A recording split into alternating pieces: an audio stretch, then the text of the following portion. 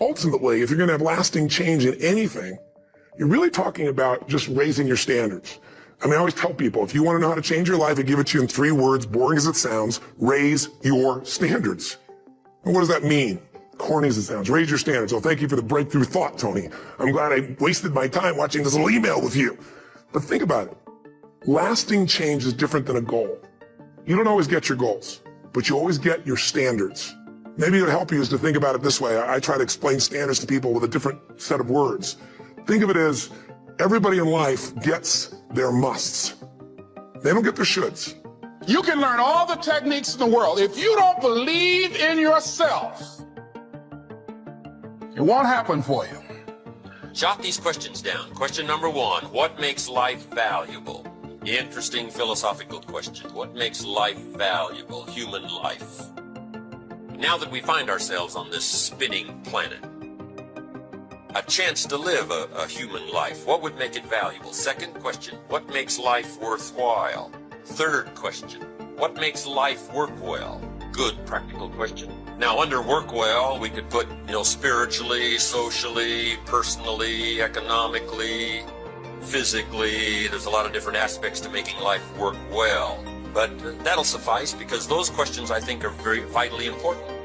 What makes life worthwhile? What makes it valuable? What makes it work well? And all the aspects. If your life doesn't work well in some aspects, what would you fix?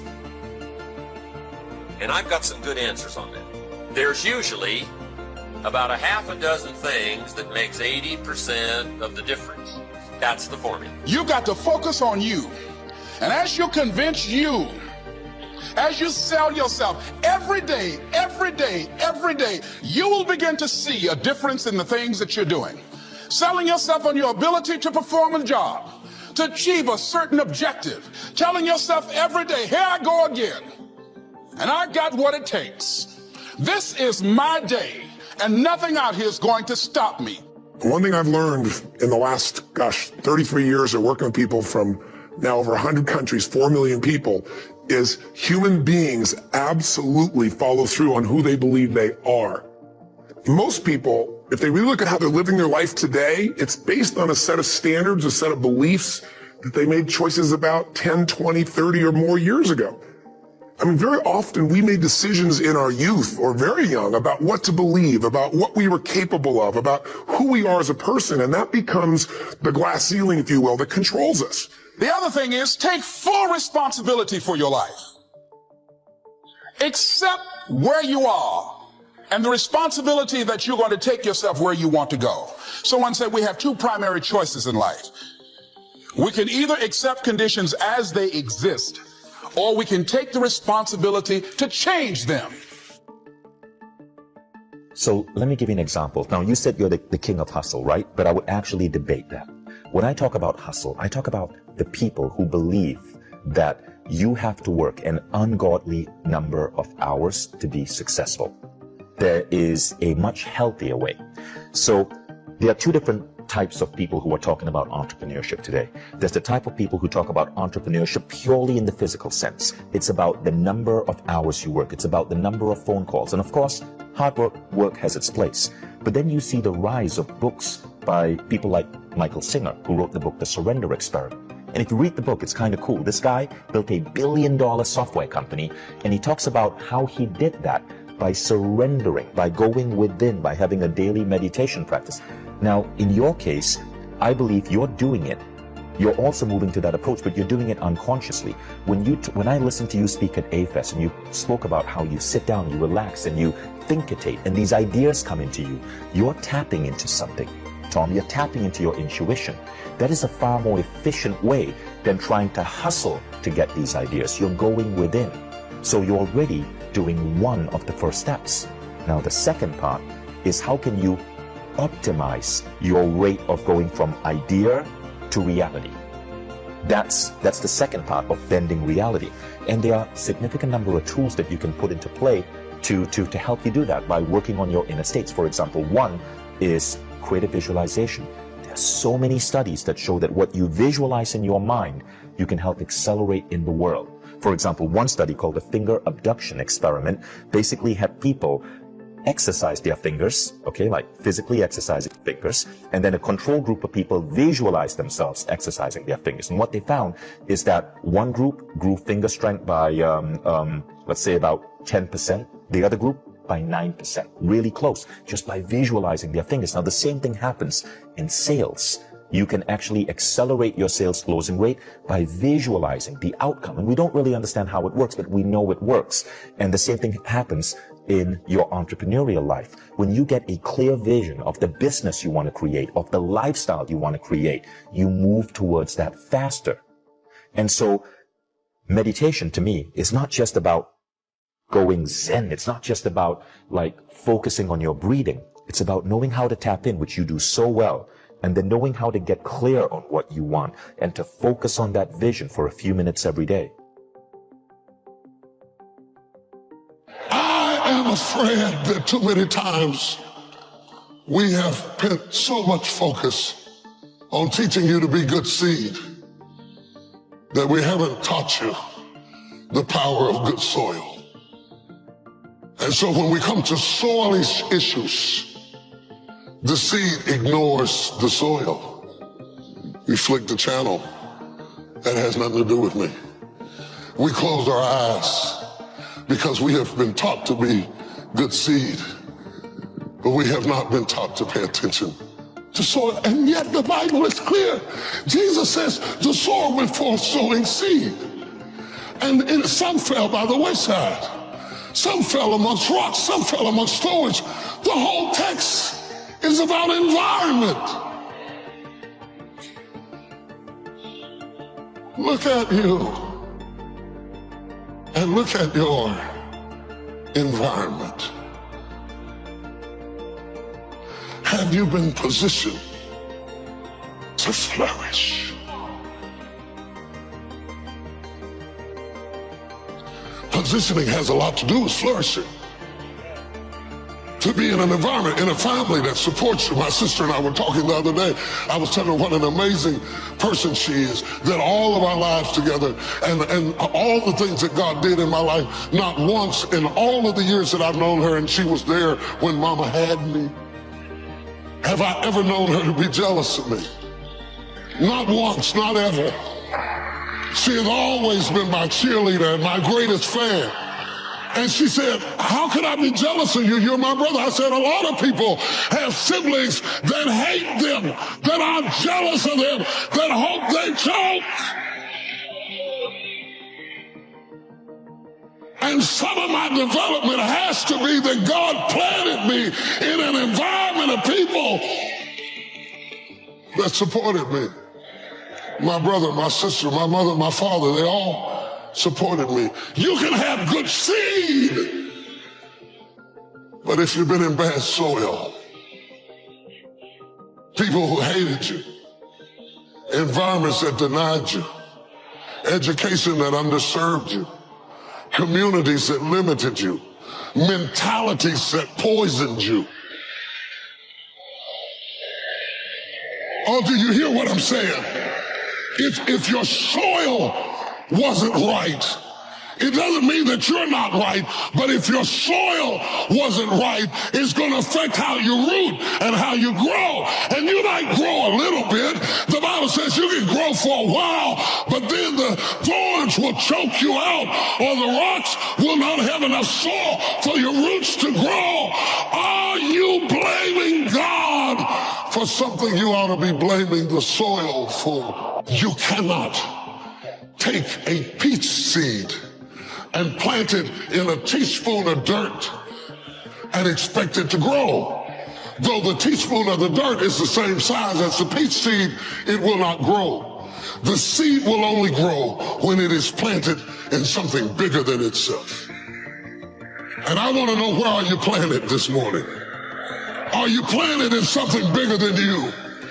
Or have you always been planted in teacups, surrounded by little dirt, little resources, small-minded people, narrow, limited places that never let you stretch to reach your capacity? Sometimes you gotta go where the corn is. The best place is actually our podcast. is Quick Brain, K-W-I-K Brain. That's really my last name. I didn't change it to do what I did. It's my father's name, my grandfather's name. But this is a new venture for us. We publish a couple episodes a week, and it's really, every episode is less than 20 minutes. It's to be able to say that these are brain hacks for busy people who want to learn faster and achieve more. Everything from read a book a week to remember people's names to my top 10 favorite brain foods to how to eliminate or add new habits. That's the best place. People go to quickbrain.com and they could join a private Facebook group there and post questions for future episodes, and also download free. We give them $100 worth of brain training as a gift. Or any social media. You know I love our social media. Yes. So anything at Jim Quick on Twitter, Instagram, or Facebook.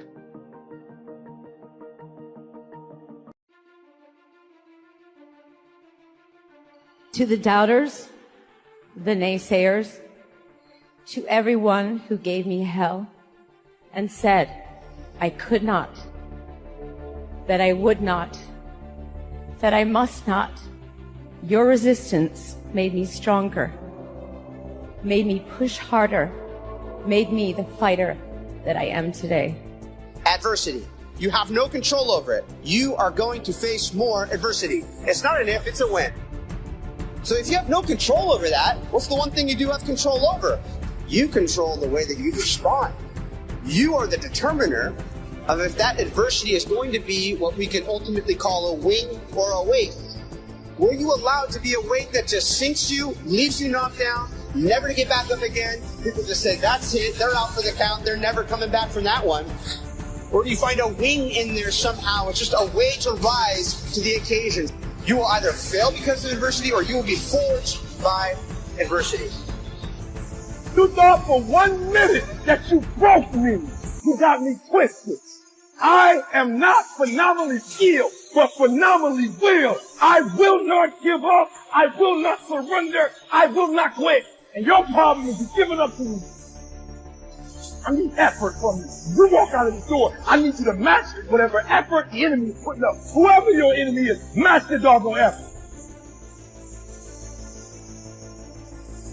Be strong and very courageous. You've got to have inner strength for this fight. It's not for outer strength, that inner strength, that when I can't do as I would, I'm going to do as I can, but I'm not going to stop going to the best of my ability. Why do you keep crying? Why me, God? Why did I get MS? Why did I get cancer? Why did my mama die? Why did I get fired? Do you understand? Listen, you got put through that because what that does, that tension produces greatness. Stop running from it and run through it. Stop telling me what you're going through. The great, they get through it, they go through it. And the harder it is, the better. Stand in the middle of controversy. Stand in the middle of the storm. Stand in the middle of loneliness. Stand in the middle of an attack. Oh my God! I don't care whether you can fight. I care that you can stand. If you're not careful, you live in a constant state of anxiety, on the edge, worried about stuff. My biggest regret at 55 is all the things I worried about between 25 and 55. 85% of them never happened. But it doesn't matter that it doesn't happen if it steals your joy, if it robs you of your peace, if it stops you from celebrating the moments that God has given you. Because some people can't enjoy where they are, so worrying about where they're going. You see, to be anxious is to have anxiety over a threat that has not been executed. Just worried about stuff that hadn't happened, up under threat, and life is a threat. It's full of threats. Life is a fight for territory. And once you stop fighting for what you want, what you don't want will automatically take over. We have 1,000 reasons every day to have anxiety. The psychologist says that anxiety is like a pilot flying a plane, looking at all of the various gauges before him and not understanding that the gauges are incorrect. It makes you think that you're flying lower than you are, that you're closer to destruction than you are, and you're reacting to the gauges as if you were about to crash, never realizing that anxiety breaks your gauges and you cannot trust your own senses. You can't trust your gauges, but you will get there. You may go through some stuff, but you will get there. You may be betrayed, but you will get there. You may even be delayed, but you will get there. JAKES said most people in a fearful situation, they forget everything and run. But there are a small number, the road to life is straight and narrow, a few there be that find it, who face everything and rise. He said if the dream is big enough, the odds don't matter. And so when you say dream big, that's major. One, there's power in pursuit, because as Jim Rohn said, it's not the accomplishment of the goal that matters. It's what you become in pursuit of the dream in the process. Because when you have a big dream, it will introduce you to a part of yourself that you don't know right now, that you will never discover in your comfort zone. Because in order to achieve that dream, you've got to die to who you are now. I must die daily. You must die to who you are now to give birth to who you are to become. I believe that all of us have stories of greatness. Everything starts out good. And as long as it stays good, you don't know what you got. You don't know what you can do. You don't know what you can stand. You can't rely on a fair weather relationship. You don't even know who you married to until all hell breaks. When the lightning is flashing and the thunder is raging and we're downsizing and we got to move into what looks like a closet, you don't know what you got till the storm breaks loose. It is the storm that defines character. It is how we react to a crisis that proves the depths of our relationship. If you just keep up your defense, you may rock a little bit. You may shake a little bit. You may have to buckle up. But you will get through this. But if you forsake the posture of protection and panic up under the threat of assault, then the enemy gets territory that he would never have because you relinquished your position. Discipline requires that you hold your position even when you're under fire. You can't speak peace outwardly if you have turmoil inwardly. If you got peace on the inside, hell can be breaking loose on the outside. And you can speak out what you hold in. The worst storm in the world is not the one on the outside, but when it gets on the inside, you cannot speak what you do not have. A ship never goes down because the water is around it. It doesn't matter how much water is around it. It was designed to sail on top of the water. As long as the storm is on the outside, the ship can sail through anything. Never say, I don't know what it is that I got. What's most important, commit thy works unto the Lord, and thy thoughts shall be established. Commit yourself to do that which is in your heart. You were not born to work for a living, but to live your making. And living your making will make your living. You get paid to work on a job. That's what we get paid for. But your calling is something you're made for. What is it that you would do free? Something that you love it so much, you do it for free, and you do it so well that people will pay you to do it. That's your dream. That's your superpower. And do that, because it's something that resonates with you, it's something that's in your heart, where your heart is, there your treasure is also. Remember A.L. Williams said, all you can do is all you can do. And all you can do is enough.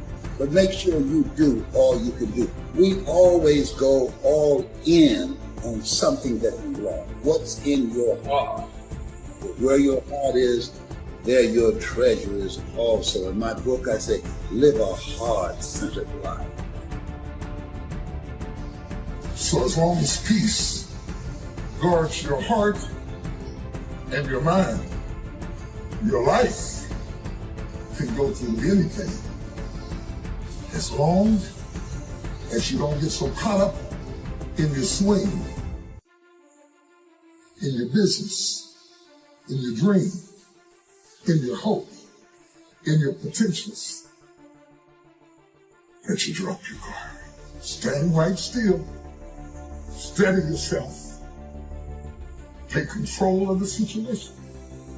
No matter what you read, or what you heard, or what they say, or what they do, don't drop your guard. You can make it through anything as long as you don't drop your guard.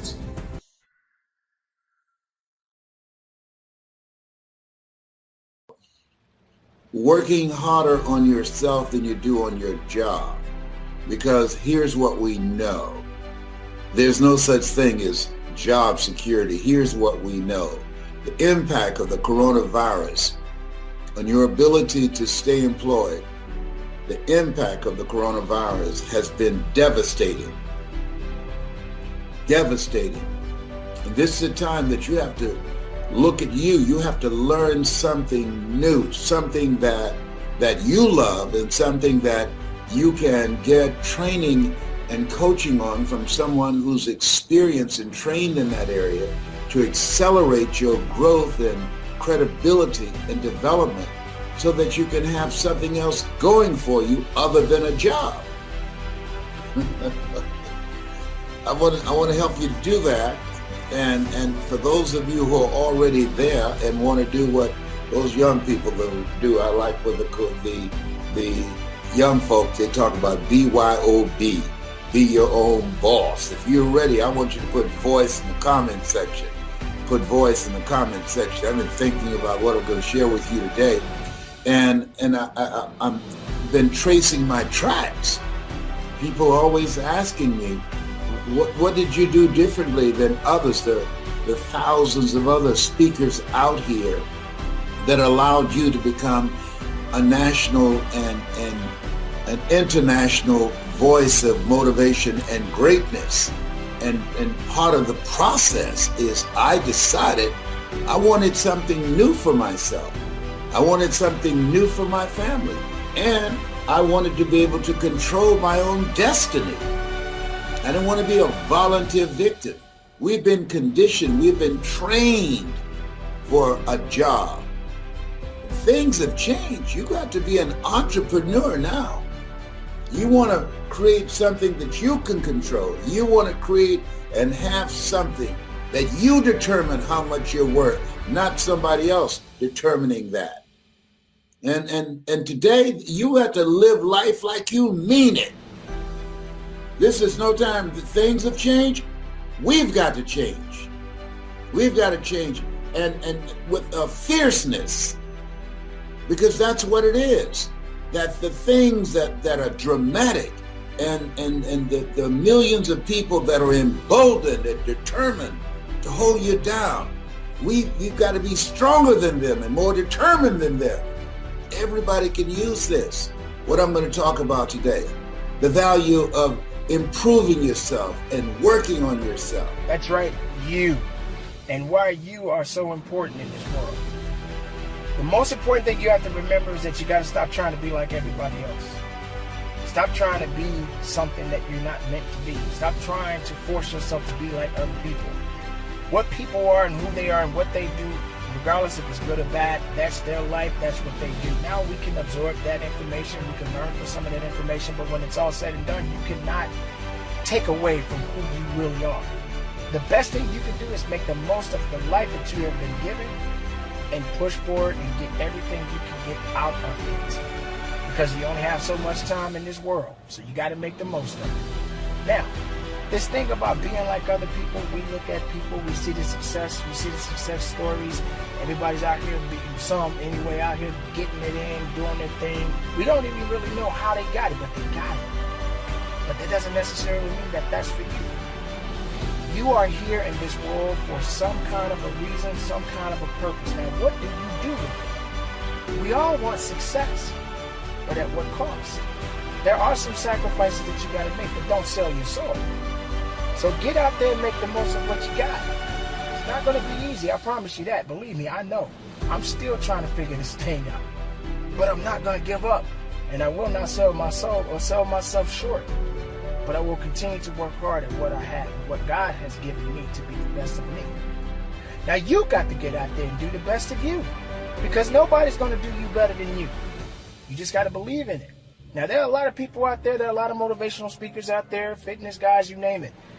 I can't compare myself to them, and I'm sure they don't compare themselves to me. All I can do is be the best of me. Will I make it? I'm looking forward to making it. Am I hopeful? Absolutely. But how much hope can I have? It's all about the doing part and the faith that I have to have. And that's what's going to get me to where I need to be. Will it be easy? Absolutely not. How long it's going to take? Don't know.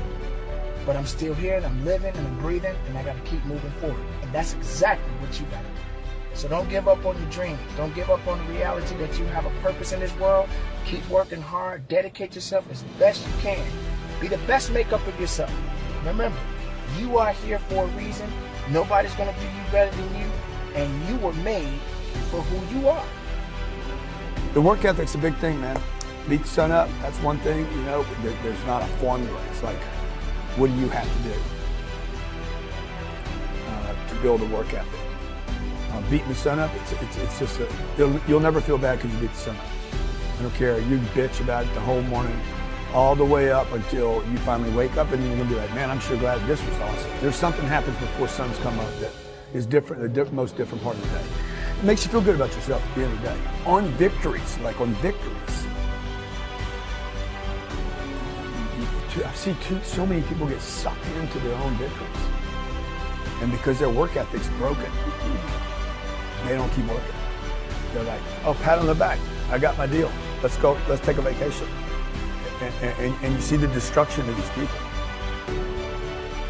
You know, Tom Brady wins the Super Bowl. He that night he's preparing for the next one. The work ethic is just, of all the top people, are so severe. So should be something. It's a great first question. Could be a whole book. Because one of the things, and the last thing I'll say on this is, this helps me, by the way, just you asking me this, really, the whole thing helps me. The work ethic thing is, it's also so that you start pushing whoever you're in a space with and you're competing with, you know, you want to do some flexing. And the flexing doesn't have to be the car, because you can't just keep buying cars. You can flex work ethic. There's no budget. You can't go broke on it. It's never going to be bad for you.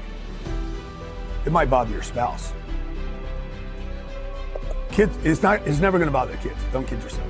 The kids want you just enough, and then they're done. They're like, okay, get out of here. So that whole thing, they played this thing out in the 80s, I think, you know, oh, kids need quantity at the time. The kids just need a quality time. They don't want 3 hours. No kid wants 3 hours of their day.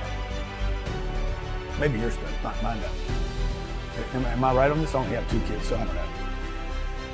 And at 17, 18 years old, they're not gonna want any of my time. And then they'll come back around later when they want money. And I'll be like, go get your own money. But the work ethic, you know, I do a lot of flexing on the work ethic thing to tell people where I've been, where I'm going, how much I'm going, what I'm doing. It's not for customers. It's for my staff, and it's for the competition, for anybody that thinks they're competition. And we're convinced I'm the most disliked speaker in the space. by our contemporaries. If the person is entrepreneurial and they ask me this question, I always tell them, you've got to take care of your kids, you got to pay the bills. And I said, but, tell me when you work. And they tell me, well, I work, 9 to 5 or 8 to 5 and I'm exhausted and everything else. I said, well, what are you doing with the other 8 hours? Because that's what I did. I worked as a janitor all night long, middle of the night, everything else. I could compress time there because it was based on results, not time. So if I could do a great job in shorter time, I had that time. But then, what I start doing between, 7 o'clock at night and 2 in the morning, which is pretty much the time I worked, that's when I was developing myself, getting the skills, learning, educating, starting the business. So I think people just have to realize it's a gut-wrenching process. It's not, entrepreneurship is not for everybody. Most people fail in entrepreneurship. The vast majority fail. 96% in 10 years, but what happens after 10 years? All clear sailing after that? Anybody remember Lehman Brothers? They ran a century. They had gross revenues over a century of more than $1 trillion with a T dollars. That's what went through their bank accounts over that century, and they're gone. So I don't think it's right for everybody. I think you have to really be clear, is your personality the right personality if you're going to begin in this area? And then if you're going to work for somebody else, you can still become financially free, but that means you got to stop being a consumer and become an owner under entrepreneurs. You want to own businesses, right? Get out of just being, don't just own an iPhone, own the company, but not just Apple, obviously. But how do you keep your energy up and your enthusiasm up? How do you do it? I'm wired for it. It's my nature to some extent, but also the other part is I get to see results. I mean, who here has been touched by my work before? I'm curious. Anybody in this room? So look around the room and I just, how's it hard to be inspired when I'm in a room and a third or 40% or 50% have used my work? And so people come up to me every day, dozens of people a day if I'm traveling, and they tell me the most amazing stories. Outside my children and my wife, that's probably the greatest gift of my life. I never get tired of hearing it, and it just makes me want to deliver more, give more, have more impact. You get the last word. Tell them what you want them to know. Well, if you're entrepreneurs out there, here's what I'd say to you. I'd say, don't be so damn hard on yourself. I know that sounds counter to being an achiever, but when you're beating yourself up, you're sucking out the energy you need to move forward. It's kind of like, I always tell people there's so much energy, and I've built mine. I do a lot of things to build my energy to be incredibly strong and have really strong endurance, because to me, energy is life. The people who became the most successful in our society are people who broke the rules. There was no presidents for 24-hour news cycles until Ted Turner did it. There's so many people who got out of the box. Look at Apple and the birth of the whole notion of Apple, or Nike, I talk about in the book, and the birthing of that corporation, how they did something with the tennis shoe that had never been done before. If you only base your decisions on empirical data, you can only repeat what somebody else already did. If you follow your instincts and your own God-given creativity, we can go where we have not been before. Be strong and very courageous. Be strong and very courageous. Be strong and be of good courage. Be strong and possess the land. Because God knows that for what you're going to do, it is not by outer strength. You understand? You understand. See, help me preach this thing this morning, girl. It's inner strength. So my fourth point is you got to have inner strength for this fight. It's not your outer strength. It's not by might, nor by power, but by my spirit, saith the Lord. So you got to have that gut strength, that belly strength, that devil-defying come hell or high water strength, that roll me out in front of them and I'll preach from a chair strength, that tenacity to take a licking and keep on ticking, that inner strength that when I can't do as I would, I'm going to do as I can, but I'm not going to stop doing. To the best of my ability, I'm going to stretch and go. Hallelujah! Be strong!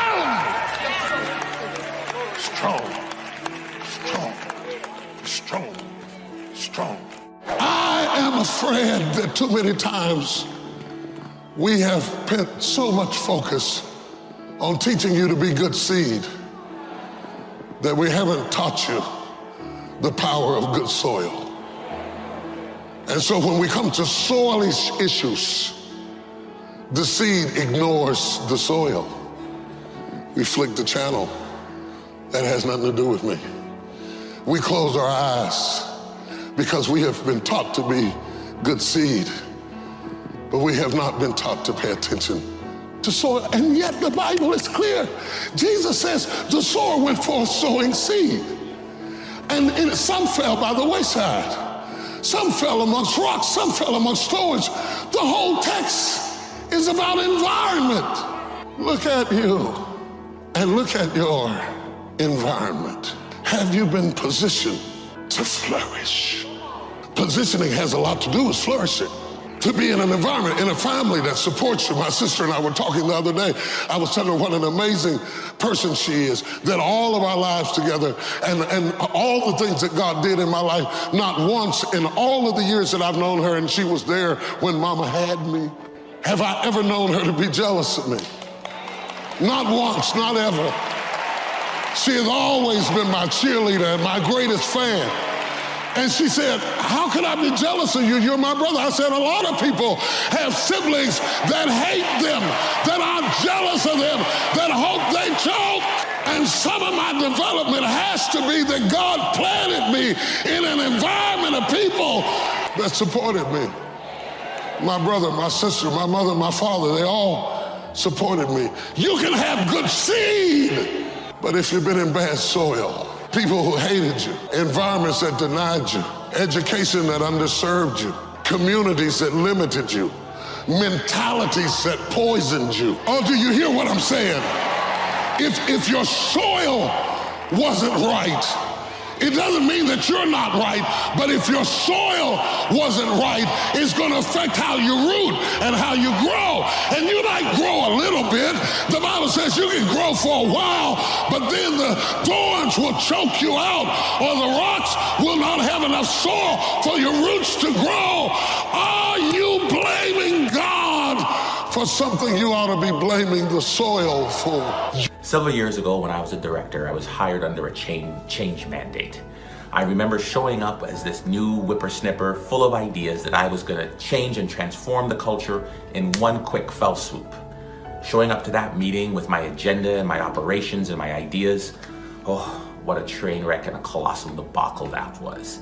I had feedback from this area, I had pushback from this area, I had concerns and questions raised from this person. I interpreted all of that as an indictment about my leadership. And in fact, it wasn't. It was quite the opposite. I remember distinctly feeling like I was sitting on the bottom of a hill, and all of this feedback was like a giant snowball on the top of that hill that would just kept picking up momentum, and it would get bigger and bigger and bigger. And there I was at the bottom of the hill trying to hold it back, and boom, ran over. I went to my mentor to ask for some advice. And he said to me, Ivan, never go to a meeting with an idea that you already don't know the outcome of. In fact, he said, go slow to go fast. I remember hearing that. Go slow to go fast. What he meant was by taking the time to find out the people who are most invested in what you're trying to share, who have the most to gain or lose, or whose jobs may be impacted the most, and being intentional and deliberate in hearing their feedback. Take moments to address their concerns, not as a part of an exercise that you read in a book, but out of caring and really wanting to do what's best for the organization. When you finish that process with that individual, take the time now to go to the next person and repeat this process over and over again. When you approach it with this real intentional meaning and caring to find the best possible solution, then you have everybody on your bus. Then when you come back together and you bring the group together, and people can hear their thoughts and their ideas and their feedback expressed in your new process, they are more willing to follow. They are more inspired. They are more invested in creating sustainable and lasting change.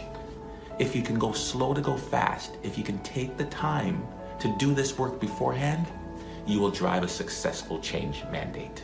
You are the sum total of all of the choices that you've made up until now. And anything about yourself or your life that you don't like or isn't working or isn't mobilizing you is to be looked at in terms of, can I grow? Rather than, why did I do it, or isn't this wrong? See, the two ways to motivate yourself are deficiency motivation, which says, where I am I don't like. I don't like what I've done. I don't like the fact that I can't do this well or I can't do that well. So I will list these things in my own repertoire, and then I will be constantly trying to repair those deficiencies, always assuming that I'm deficient, that there's something wrong with me, and I'm trying to fix it. And when you do that, you spend your whole life doing that. And you never arrive, because your life becomes a series of trying to get someplace else. And it is, if you follow that, if you live that, if you behave that, then what happens to you is you become a person who will always suffer from this disease called more. You always have to have more.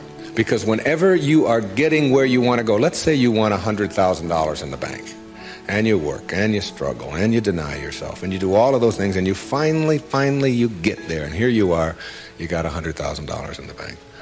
All of this stuff over here is, of course, your life, and that is all you know. That's what you know how to, that's how you are. That is your being. That is your way of being. So that when you do get here, what you will do is say, this is not enough. A no-limit person is never operating from deficiency or from lack in their life. They're never saying, I don't have enough. You see, you're never going to get enough. You already are everything.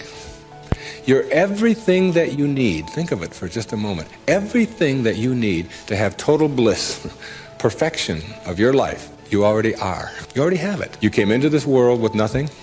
That's how you're going out. And the time that you have here, what you have is your uniqueness, your specialness, and you don't need anything else. Now think on this. If you don't know how to appreciate what you have and where you are in your life, you don't need anything else. Because if you do get something else, you won't know how to appreciate that either. You'll just want more. Or you'll want it to be different. Or you'll want it to be the way it used to be. Or you'll want someone else to be the way you think they should be. Successful people or no-limit people or self-actualizing people or inner-directed people, whatever labels that have been put on them by great thinkers and philosophers and therapists and people that have looked at human beings, these kinds of people are people who always have enough. There are some people, if you invite them over and you say, I'd like you to come over tonight, and I'd like you to stay over if you can, instead of having to drive back. And they'll say, well, can you stay? And I say, well, I don't know if I can stay or not. Well, you could sleep on the cot. Oh, no, I could never sleep on the cot. I can't sleep on cots. I got a sciatica, don't you know that I have back pain and cots? No, that's out of the question. I couldn't sleep on a cot. And what about breakfast? Well, we don't have any food, but we have some old grapefruit that are in the refrigerator. They have a few spots on them. Oh no, I could never eat grapefruit. And spots? No thanks. I can't eat grapefruit spots. I just couldn't do that. And these are people who never have enough. They are not able to be flexible and to change.